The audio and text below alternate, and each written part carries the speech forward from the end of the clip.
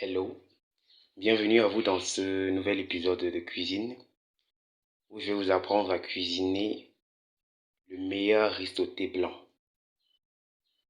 Donc vous comprendrez à la fin pourquoi est-ce que je parle de risotté blanc avec le résultat. Mais déjà, s'il faut expliquer, c'est un repas qui ne demande pas trop d'ingrédients. Et les ingrédients qu'on met dans le riz ne colorient pas le riz. Donc je vous assure que c'est franchement la recette de risotté la plus rapide, la plus délicieuse. Donc sans plus tarder, je vais vous montrer je vais vous présenter les ingrédients nécessaires pour la recette. Il faudra 2 oignons moyens. Il faudra du piment. Donc là, c'est du piment jaune. Il faudra de l'ail. Donc j'ai pris, vous voyez, l'ail c'est assez moyen, c'est assez gros. Donc j'en ai pas pris beaucoup, c'est juste ce que vous voyez là. Il faut des écrevisses, encore des crevettes séchées. Il faut du poisson séché. Encore un bon gars. Donc là, je l'ai déjà nettoyé. J'ai déjà enlevé la saleté du ventre du poisson. Et j'ai nettoyé la tête aussi. Il faudra du sel. Un peu de sel. Il faudra du riz. Donc là, c'est l'équivalent d'un demi-kilo de riz. Donc voici le verre que j'ai utilisé. J'en ai pris 2 tasses ici. 2 tasses de riz dans ce verre. Donc c'est un demi-kilo de riz. Il faudra aussi de l'huile. Huile de cuisson. Donc là, j'utilise l'huile de palme raffinée. Est-ce que vous utilisez une autre huile? Ça peut être l'huile d'olive, l'huile de tournesol. Bref, il faut une huile de cuisson. Donc sans plus tarder, je vais passer à la phase de préparation. Pour cette phase de préparation, il faudra découper l'ail, émincer l'ail, ainsi que les oignons. C'est tout. Le poisson sec est déjà nettoyé. Il faudra aussi découper le piment, mais là c'est pas obligé. Donc on se retrouve juste après. Donc voilà les ingrédients que j'ai émincés, notamment l'oignon, l'ail et le piment. Je les ai découpés. Le piment, je les ai découpés en 2. Donc pour compléter la phase de préparation, je vais mettre l'eau qui va me servir de cuisson pour le riz. Je vais la mettre au feu. Je vais la mettre à chauffer. Il faudra qu'elle bout. Et donc pour la quantité, c'est 1,5 litre d'eau. Donc c'est 1,5 litre d'eau. Maintenant, en fonction du type de riz que vous utilisez, ça peut suffire, ça peut ne pas suffire et ça peut soit être peu.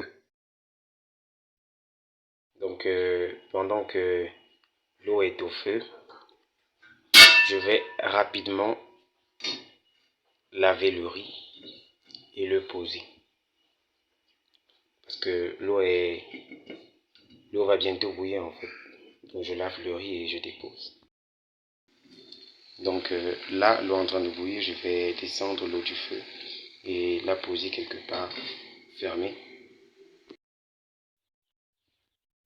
Quant au riz, il est déjà lavé. Donc le riz, il est déjà lavé, je passe directement à l'étape de cuisson. Je vais poser ma cocotte au feu.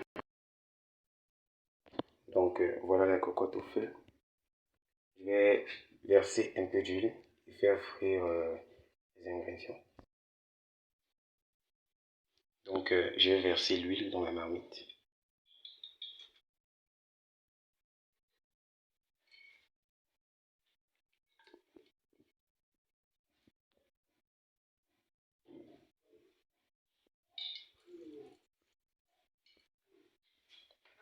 J'attends 2 minutes, j'attends 1 minute seulement et je verse les écrevisses et le poisson sec. Donc l'huile est déjà chaude, je vais verser les écrevisses et je verse le poisson sec directement. Donc là je vais revenir quelques instants.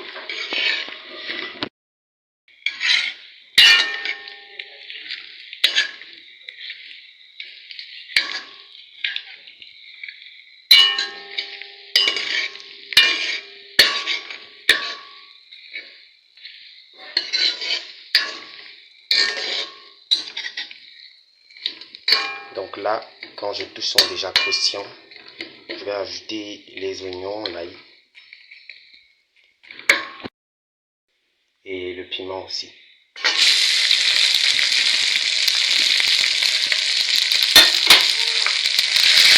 Je vais revenir.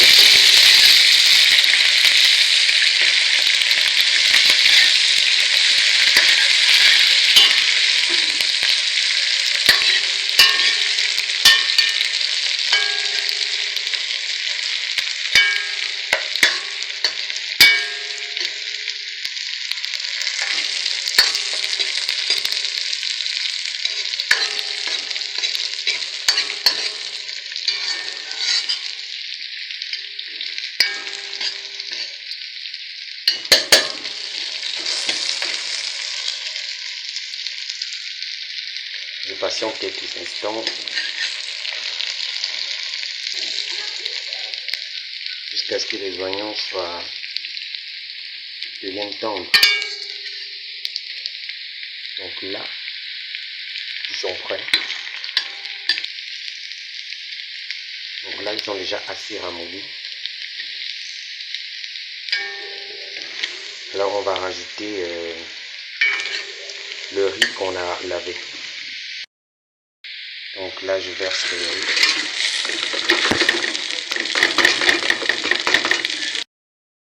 Donc je verse le riz et je remue. On va griller le riz. Ça, c'est l'un des secrets de cette recette. Il faut griller le riz. Mais il ne faut pas que le riz se brûle non plus. Donc il faut constamment remuer. Donc là, le riz est assez grillé.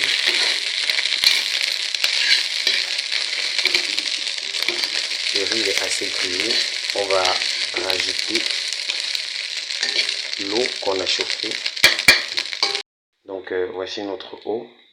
Je vais me servir dans le chiffon pour la verser dans la marmite parce qu'elle est très chaude.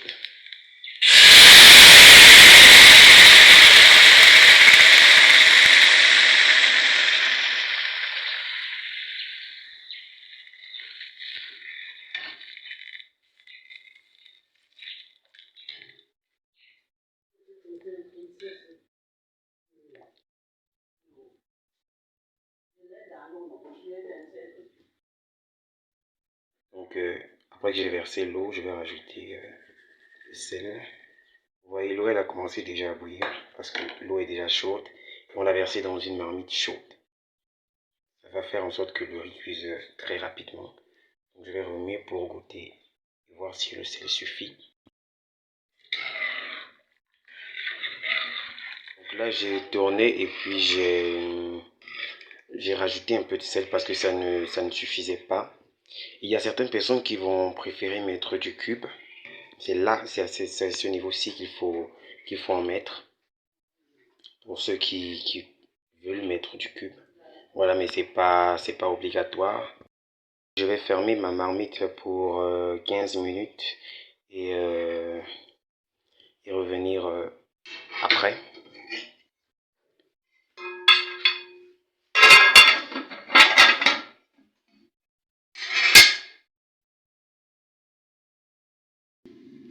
Donc là, nos 15 minutes sont écoulées. Vous voyez, l'eau n'est pas complètement séchée dans le riz. Et quand j'essaye de goûter le riz, il est presque cuit en fait.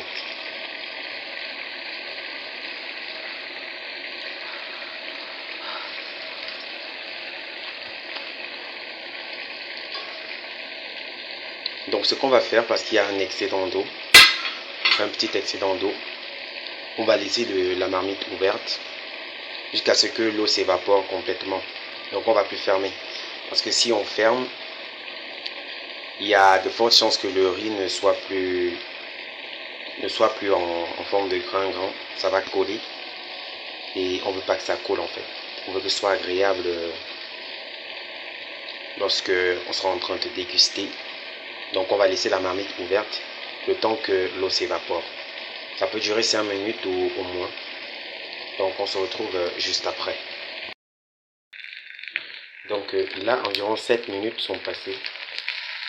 Vous voyez, je rate le riz et voilà, donc l'eau est déjà complètement sec. Vous voyez, il n'y a plus d'eau. Donc notre riz sauté, il est prêt. Et on va passer donc à la phase de dressage du plat. Donc voilà le résultat en image de notre plat, de notre riz sauté blanc. Vous voyez, la couleur du riz, elle n'est pas tellement changée. Donc c'est vrai que c'est un riz à base qui de base n'est pas tellement blanc. Donc voilà le résultat. Je vous assure, c'est tellement délicieux. Donc il ne me reste plus qu'à vous inviter à tester la recette et à me dire dans les commentaires ce que vous en avez pensé. Je serais heureux de vous lire. Donc je vous dis à bientôt dans la prochaine vidéo.